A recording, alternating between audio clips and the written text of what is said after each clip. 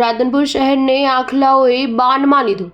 Radhanpur doctor Baba Saheb Ambedkar પ્રાથમિક શાળા પાસે આખલાનો આતંક। આખલાના આતંકમાં એક યુવાનને અડફેટેમાં લેતા ગંભીર રીતે ઘાયલ।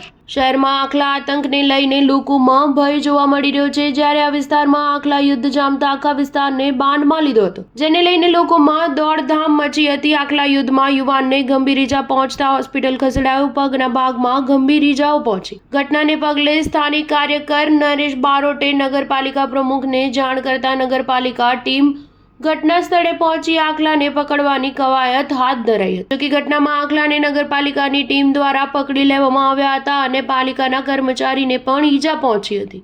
અત્યાર સુધી આખલાને કારણે રાધનપુર શહેરમાં 4 જેટલા વ્યક્તિઓના મરણ થયેલ છે। ત્યારે નગરપાલિકા દ્વારા ઢોર ડબ્બે કરવાની કવાયત તેજ કરે તેવી લોક માંગ ઉઠવા પામી છે। Star news 7 Radhanpur.